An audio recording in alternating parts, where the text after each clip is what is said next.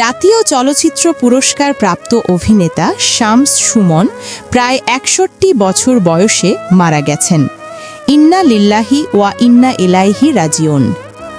তিনি যে মারা যায়নি, তাকে যে চিকিৎসা অভাবে মেরে ফেলা হয়েছে, সেই সংক্রান্ত হাড় হিম করা তথ্য নিয়ে ভিডিওটি শুরু করছি। সামনে থাকছে ভয়াবহ গোপন তথ্য। গতকাল বিকেলে হৃদরোগে আক্রান্ত হলে সন্ধ্যায় ঢাকার একটি হাসপাতালে তার মৃত্যু হয়। স্ত্রী, 2 ছেলে ও 1 মেয়ে রেখে চলে গেছেন না ফেরার দেশে এই অভিনেতা। বুধবার সকাল 10টায় চ্যানেল আই প্রাঙ্গণে জানাজা এবং সন্ধ্যায় রাজশাহীতে পারিবারিক কবরস্থানে তাকে দাফন করা হয়েছে বলে জানা গিয়েছে। কিন্তু এখানে বারবার একটি কথাই আজ উঠে আসছে, এই অভিনেতা আজও মরেনি। তার স্বজনদের কাছে তিনি এখনও বেঁচে আছেন তাদের হৃদয়ের ভিতরে। এই অভিনেতা বড় কষ্ট পেয়ে আজ দুনিয়ায় মায়া ত্যাগ করতে বাধ্য হয়েছেন। সূত্রের বরাদে জানা যায়, তিনি বড় অসহায় ছিলেন, একাই একটি পরিবারে ছিলেন। তার স্ত্রী, সন্তান তাকে দেশে একা রেখে বাইরের দেশে তারা অবস্থান করেছেন। যদিও তেনার স্ত্রী ও সন্তানেরা বেশিরভাগ সময় বাইরের দেশে থাকত। স্ত্রী সন্তান থেকেই বাকি লাভ। যারা বিপদের দিনে পাশে না থেকে, তারা আসলে আপনজন কখনোই হয় না। এই শামস সুমন অভিনেতার আর্থিক দিক বেশি ভালো ছিল না। বলা চলে ভালো চিকিৎসার অভাবে তাকে জীবন দিতে হলো বলে দাবি তুলেছেন তার সহকর্মীরা। চলেন এই অভিনেতার বিষয়ে কিছু শুনে আসা যাক। সুমন ভাইয়ের সাথে আমি জীবনে আমার প্রথম দিকের কিছু নাটক সুমন ভাই নায়কের ভূমিকা অভিনয় করেছেন, আমি তার কোয়ার্ট হিসেবে কাজ শুরু করেছিলাম।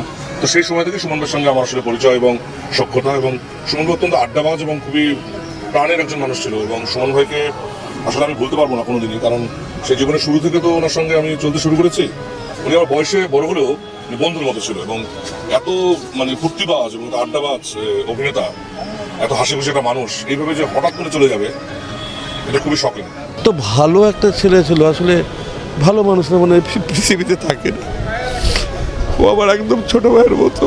ও বলতো যে মিডিয়া তো আসলে আগের মতো নেই, অন্য একটা জায়গায় চলে গেছে, সেই জায়গাটাতে আমাদেরকে হয়তো ডাকছে না। মানে ও বলতো যে আমাকে হয়তো ডাকছে না বা আমার কথা বলছে না, কিন্তু ভেতরে তো একটা ক্ষুধা কাজ করে রে ছন্দা।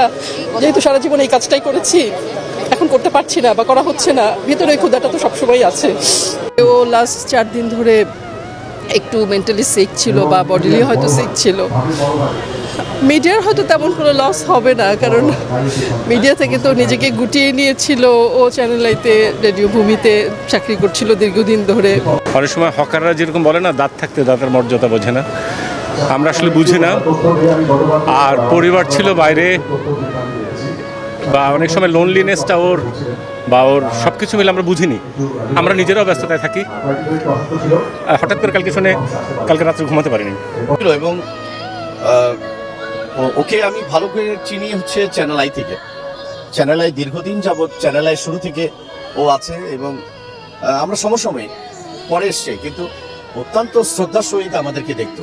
আর কেয়ারলেস তো ছিলই, চিকিৎসাটা হওয়া উচিত ছিল আমি মনে করি। আমি একটা জিনিস সবাইকে মেসেজ দিতে চাই যে আল্লাহ অসুস্থ করবেন তার বান্দাকে, এবং ডাক্তারে যাওয়ার জন্য বলেছেন।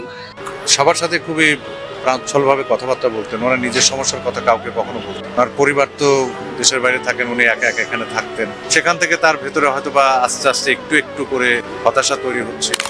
এত কিছু শোনার পর আজ বুক ভরা কষ্ট নিয়ে বলতে হয় যে এই অভিনেতা একটি সময় বাংলাদেশের নাটক প্রেমীদের দমিয়ে রেখে অনেক ব্যবসা সফল নাটক উপহার দিয়েছেন তার দর্শকদের মাঝে। আজ তিনি বহু বছর একাকিত্ব অবস্থায় জীবন পার করে আসছেন। তার স্ত্রী, সন্তান আমেরিকার মতো দেশে থাকে, আর তার কাছে প্রতি মাসে টাকা চায়। এভাবে একটি মানুষ টাকা দিতে দিতে মানসিকভাবে ভেঙে পড়ে আজ চলে গেলেন না ফেরার দেশে। যে স্ত্রী, সন্তান হয়ে ঘরের জীবনসঙ্গিনী স্বামীর কষ্ট শুনে ভাগাভাগি করতে না পারবে, সে কোনো আদর্শ স্ত্রী হতে পারে না।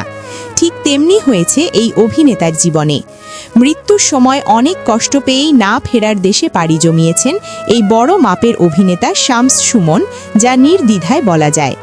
আমরা তার আত্মার মাগফিরাত কামনা করে আল্লাহ যেন তার জীবনের সমস্ত গুনাহ মাফ করে দিয়ে তাকে নিষ্পাপ শিশু হিসেবে কবুল করেন, এই দোয়া করি। আমিন। সে সাথে বলতে চাই এই অভিনেতার জীবন সঙ্গী যেন তার পাপের বিচার নিজে অনুভব করে, সেই কামনা করে আজ এখানেই শেষ করছি। আল্লাহ হাফেজ। এতক্ষণ ছিলেন বর্তমান ডিজিটাল প্ল্যাটফর্মের অন্যতম গণমাধ্যমের একটি বিশ্বাসযোগ্য অংশ ট্রেন্ডস নিউজ 69 ইউটিউব চ্যানেলের সাথে। আমরা সর্বদা সত্যের সাথে লড়াই করে আজ এ পর্যন্ত এসেছি, আপনাদের ভালোবাসায়। আপনারা পাশে থাকলে আমরা আরও অনেক দূর যেতে পারবো বলে মনে করি। ভিডিওটি ভালো লাগলে লাইক, কমেন্ট, শেয়ার করতে ভুলবেন না। দেখা হবে নতুন কোনো তথ্য নিয়ে, ততক্ষণ ভালো থাকার চেষ্টা করবেন। ধন্যবাদ। নতুন নতুন আপডেট খবর পেতে চ্যানেলটি সাবস্ক্রাইব করে পাশেই থাকবেন।